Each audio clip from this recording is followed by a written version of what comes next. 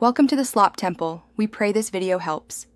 In this video, I will explain how to use DaVinci Resolve to edit. DaVinci Resolve is a powerful, professional-grade video editing software that offers a comprehensive suite of tools all in one place. It lets you handle everything from basic cuts to advanced color grading, motion graphics, and even audio mixing. Many professionals use it, but it is also incredibly accessible for new creators. Understanding its core functionalities will truly elevate your video projects, giving them a polished, professional look. Let's begin by setting up our first project. Once DaVinci Resolve is open, your first step is to create a new project. Give it a descriptive name so you can easily find it later. Next, import all your video clips, audio tracks, and images into the media pool, which acts as your central library.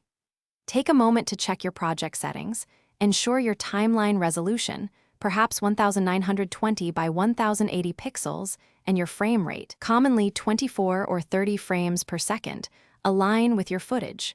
This consistency is vital for a smooth editing process and optimal playback quality. Now, we are ready to start editing.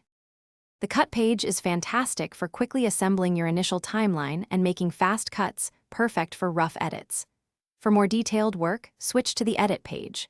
Here, you can fine-tune every clip, trim exact frames, and arrange your footage with precision. To enhance visual flow, experiment with different video transitions between clips. A simple cross dissolve often works wonders. Also, pay close attention to your audio. Adjusting volume levels for music and dialogue, perhaps aiming for -12 decibels, ensures a balanced and pleasant listening experience for your audience. These foundational steps are critical.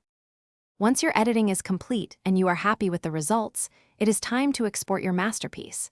Head over to the Deliver page. This is where you will choose your output format. H.264 is a great option for high-quality video with a manageable file size, suitable for platforms like YouTube.